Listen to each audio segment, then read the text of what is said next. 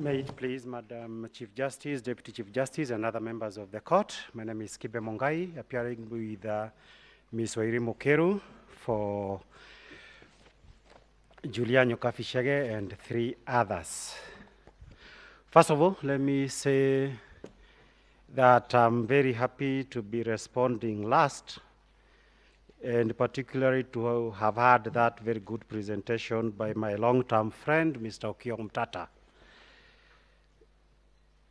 My Lord and my ladies, the petition before the court has been introduced. The petition is dated 22nd of August this year.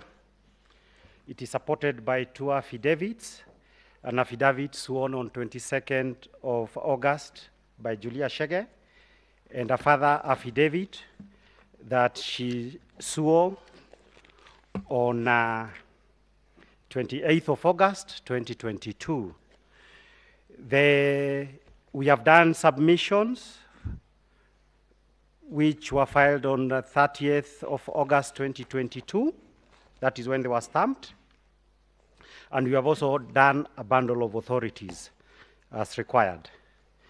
Now, having introduced the pleadings that we have filed, I wish to, looks like I don't have the petition, but basically the petition before the court, the petitioners are basically arguing for invalidation on the simple ground that there are so many violations of the constitutions and the electoral law by IEBC and its chairman, as the case may be, and as a result of which, those violations constitute such severe illegalities and irregularities that the results announced ought to be nullified. We have pointed out, for purposes of the specific issues raised by the court, we want to dwell with issues number 6 to 9 that were identified by the court. And to sum up, because before we go to the exact issues, is we shall basically be talking about 3 violations before we refer to the conclusion. Now, the first issue is the fact that over 700,000 people who ought to have voted during the general election held on 9th of August were deprived of the opportunity to do so.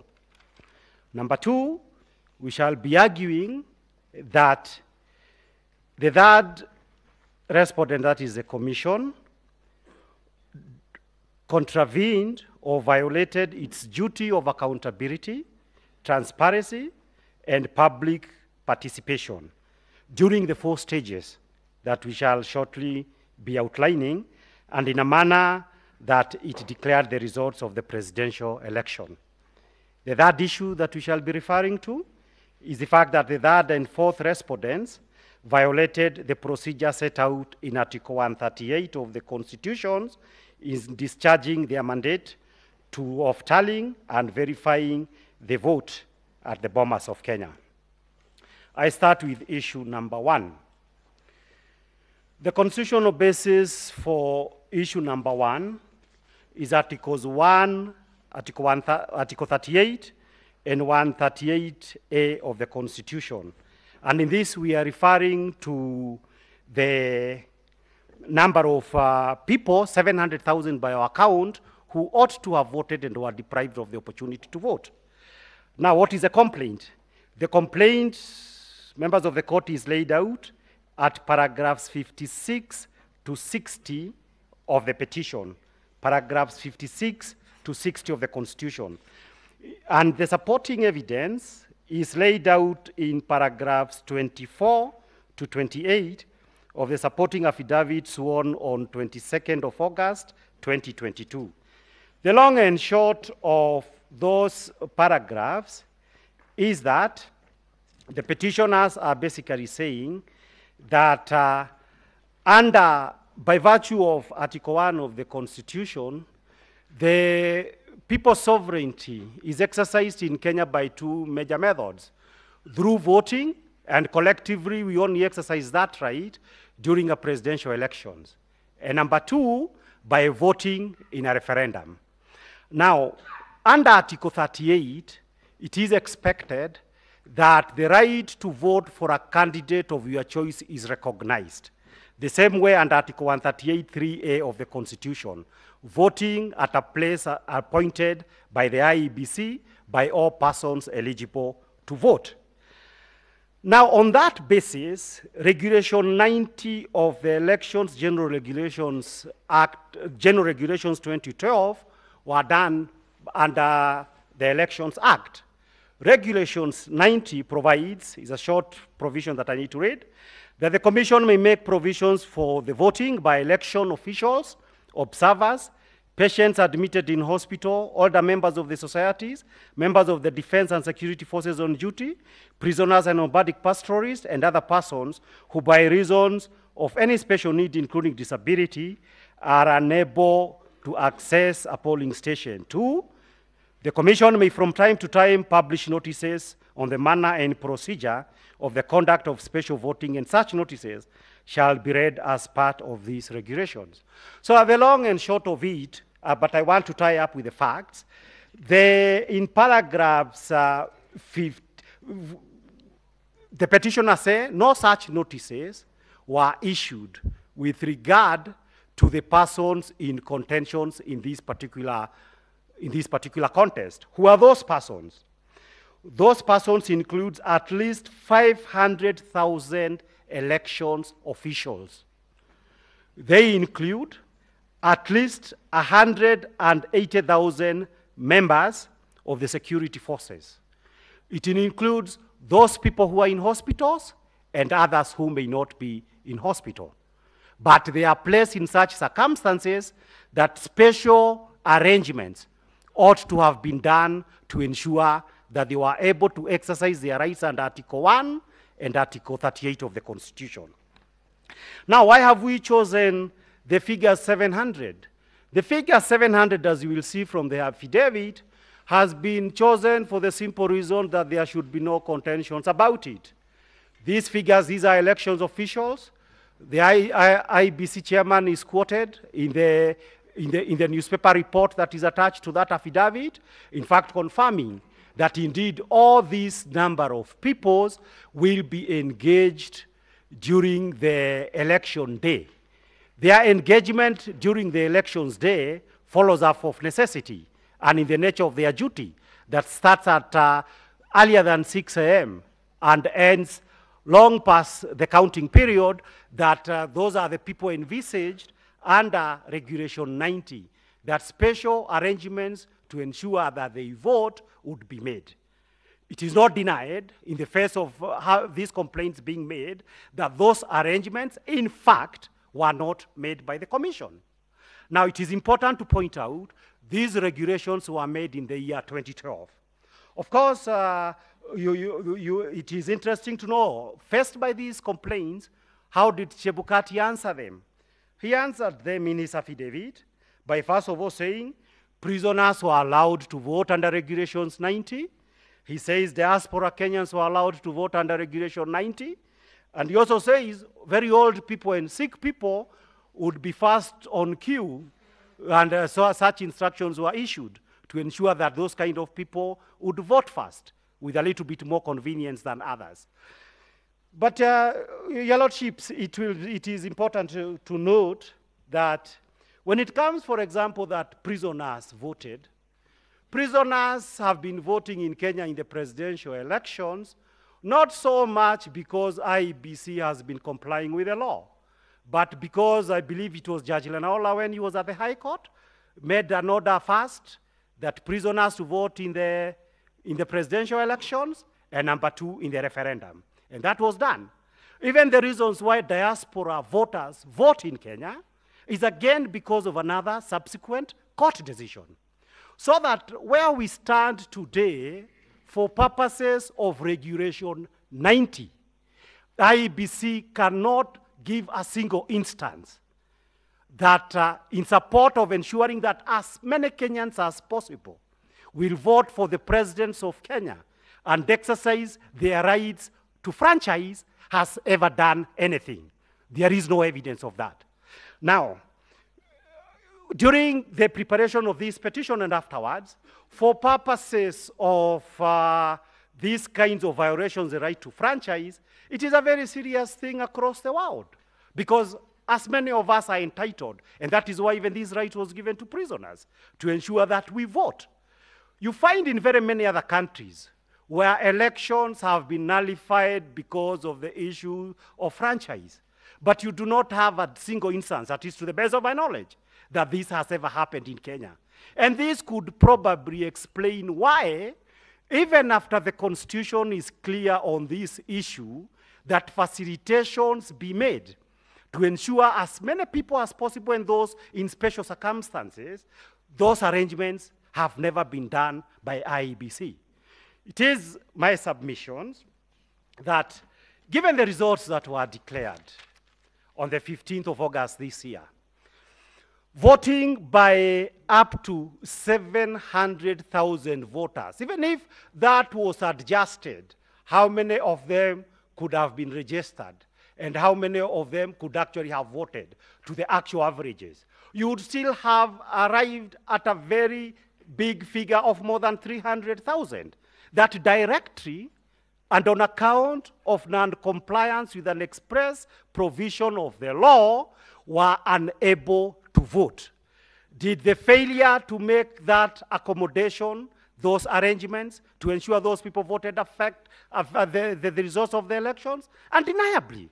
If those people had voted, it is our submissions that the results of the elections could have been affected. And my Lord, it's my submissions that unless and until this honorable court take up that issue as a serious issue of violations of constitutional law, then Regulation 90 could as well be an empty piece of legislation.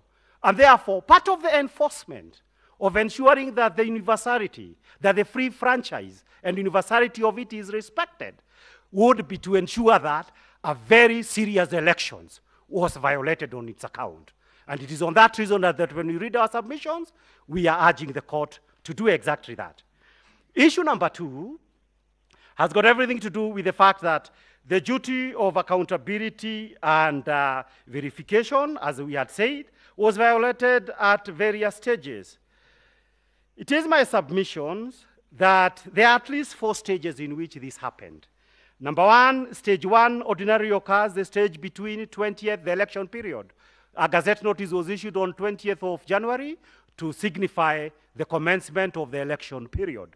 That period ended on the 8th of August. Then there is stage 2, voting day.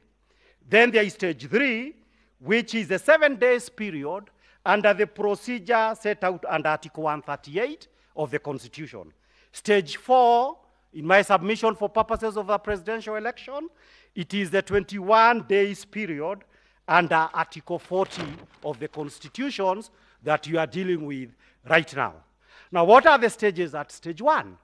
The issues at stage 1, and I will link them up with how they tie to the elections, is the fact that in this particular case, IEBC, according to my clients, was supposed to ensure that they set up a technology system that was transparent enough to ensure that the outcome would have credibility in the eyes of the electorate.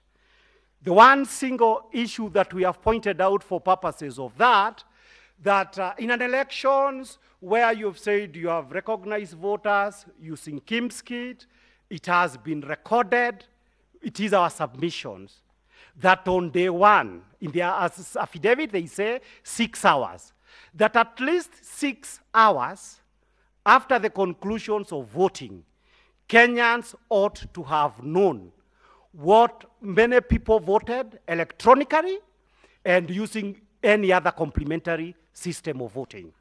And my lords, it is my submission that the failure to do that, one cannot be able to speak of a technology that worked if the most important component that a voter ought to know, the right of a voter to know, yes, we voted. If we reach this number, this man is president. If we reach this number, this one is president, or is in the opposition. That number ought to have been given without any dispute. There should be no controversy about it. Yet the fact that you have all these controversies about the register just points out to the issue that on that critical element, there was serious failure of that technology. But it may not necessarily have to be a serious failure of the technology, in the sense that it could well be that the manner in which now you conclude voting, Forms 34A were uploaded, but the actual figures were being named on day 2. This is day 2 after the arrival of all Forms 34A. It is our submissions and my hypothesis that any person, and nowadays there are so many books that you can read anywhere and you can buy anywhere, that says how do you rig elections. If one was set out to rig an election such as this one, then one of the most important variable would be the voters' register. And in this case, it is our submission that the fact that on day 1, 6 hours after the election, we were not told in a controversial manner, and after Kenyans have invested in a technology, that this number of people voted. This opened the system in the subsequent verification process to the kind of abuse that more other able people in that area have spoken about today. But that, on the face of it, appears to be where the opportunity arose. I go to the issue of still at stage 1, the issues of the nomination. We have said in our affidavit that for purposes of Article 99 of the Constitution, the presidential candidates were supposed to be subjected to qualifications under Article 99. The manner in which that was done for purposes of presidential election, the second respondent was actually not subjected to it, and at the end of the day, a person with unresolved questions under Chapter 6 is today Deputy-elect of the Republic of Kenya, arising out of the failure of IEBC to enforce the law. The next issue is the publication of a Gazette Notice number 9540 on 8th of August. This Gazette Notice in our submissions was an instrument of illegality. My learned colleague, Mr. Nyambodi, says that IEBC chairman is always inclined to produce Gazette notices even when none is required. I read it differently. If you read Gazette Notice as an instruction manual, it makes a lot of sense. In this sense, that in the ordinary scheme of things, and particularly when I was working in the human rights movement, when you deal with a lot of police officers and other people on those junior ranks, this activity will be carried this way. They'll not tell you the Penal Code says this, the Police Act says this. They will tell you the forces standing order, which they are socialized to understand, says this. So this was the forces standing orders. So that for purposes of the day when this verification was being carried out under this, what we are calling stage 2, it was being, and it was published on the eve of the election. There was also the bad faith that on the eve of the elections, you publish such kind of a Gazette notice that runs directly counter to the Constitution. Why would anybody do that in good faith? There was lack of good faith. Because in the Republic of Kenya, during my practice of a couple of years in public law, we are aware this is the kind of stuff that we present in constitutional division and the judicial review court to confirm whether or not it complies with the constitutions or statute. Therefore, when you publish such a Gazette notice, an instruction manual that would be deployed during the verification exercise, and the following day is a public holiday, you cannot be taken to have been done that with the best of intentions. We got to stage 2, voting day. Voting day, the first violations that we talked about, not everybody entitled to vote under Article 138 in the presidential elections actually voted on account of non-compliance with the law by the IEBC. The second issue for purposes of that day, I've already talked about it, is a voters register. That on the elections day, and we have said 6 hours, you needed to know how many of us voted. The moment that information was not provided, the system and the process was exposed to anything could happen. And actually by the 15th of August, the worst, and all that could go wrong actually went wrong on the 15th of August. And therefore this is why we are saying these violations were not just minor violations. They were violations that indeed went into the heart of what is before this court, the disputed elections. At stage 3 is what we call the procedure under Article 138. Well, my constitutional law mentor, Dr. Gibson Kamau always used to tell me, and I believe most of the people who had the privilege to be his pupils, that the Constitution must be understood in a historical context. And therefore it is important that we understand Article 138 in a historical context. What is this context? This context, my lords, is this, that we do not have an equivalent of Article 138. We do 6 elections. The Constitution has not told you this is a procedure at the parliamentary elections, or the governor, or anybody else. It is only reserved for one position, the president position.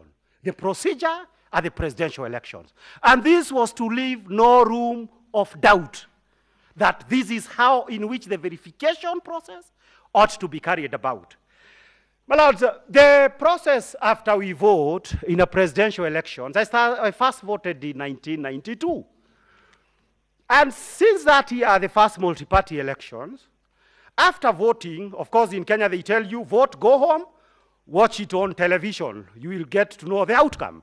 How it has always worked is that you are there at home, results are read from constituencies, from everywhere else across the country. It is a ritual that happens every year as far as I can remember since the year 1992. Now, what is the importance of this ritual? It is important to remember that in the year 2007, this ritual was disrupted by the events that happened at KICC. The disruptions of this ritual led to the post-elections violence, and the rest of it we are all aware what happened after that. So that it is not a simple ritual.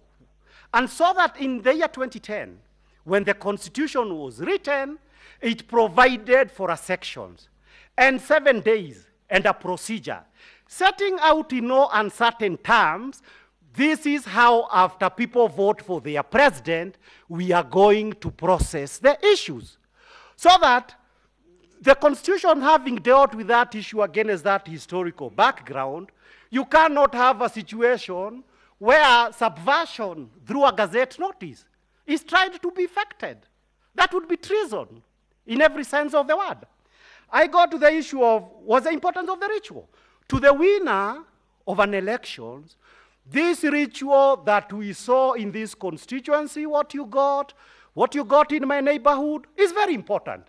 Because the people, while we are seeing all this being displayed, and remember that during Bomas, the display to show Kenyans that these are the results that were coming in, this is how the figures were adding up, that was disabled at some stage.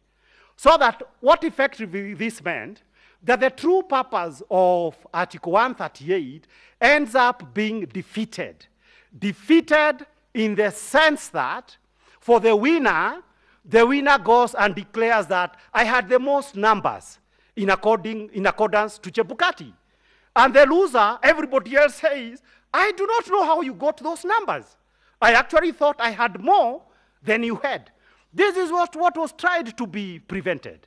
But it is equally important, the procedure under Article 138 for the loser. Why is it important for the loser? because the loser, and in this case the loser is a loser of, with say, about 6.9 million votes, quite a number of Kenyans. This is a loser on his 5th time seeking the presidency. The last one he says he lost under controversial circumstances. There was everything necessary to ensure that for purposes of these elections, if you are to lose the election, the math must make sense. It must add up. The Kenyans, those people who voted for you, must also see that you did not do very well, because it is clear these people in that other place did not vote for you as you expected. Now, but when you have now a true situation on the 15th, the dramatic events of the 15th of August, where even 27th constituency, my clients are there waiting at home. I was also equally waiting at home. Those results are not announced. Then how do the people who are supposed to be losers understand that they genuinely lost in the elections? That would strip the process of legitimacy. But it is equally important for another reason that Wallace Soyinka talks about in one of his essays. And I believe the essay is published in a book called Climate of Fear.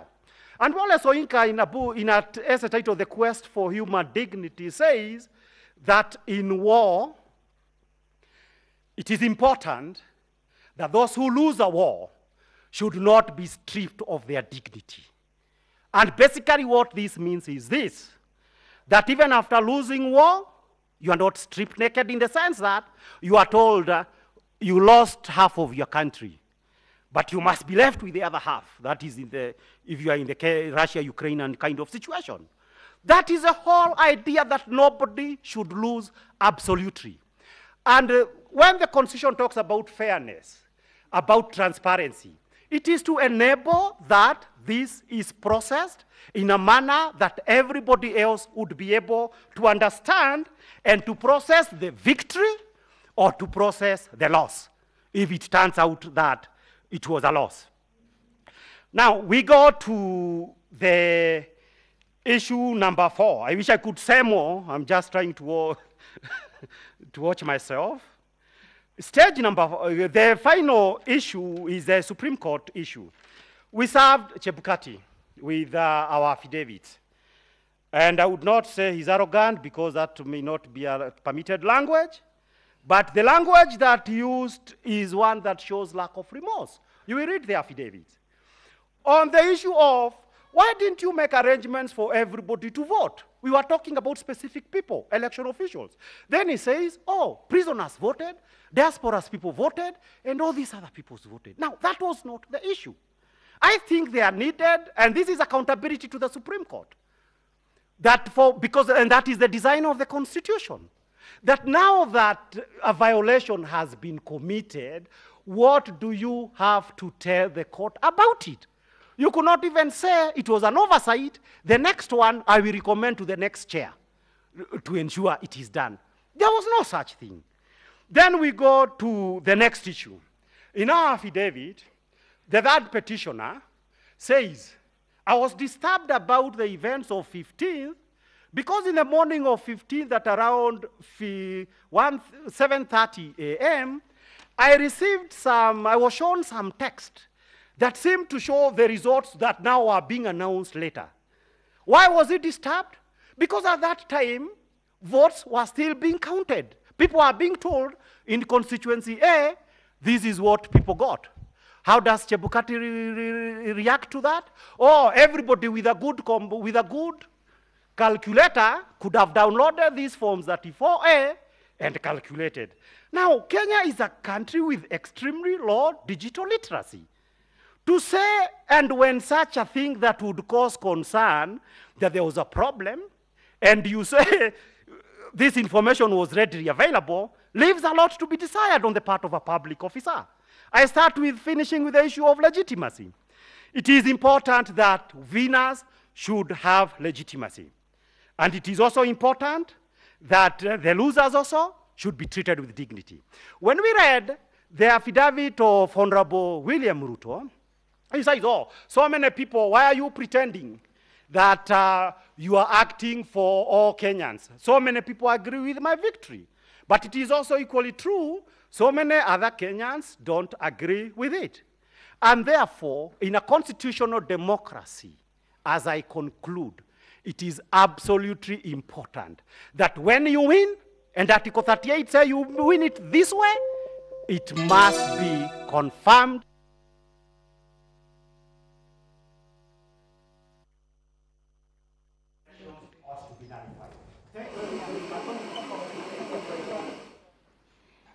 Thank you very much, Council.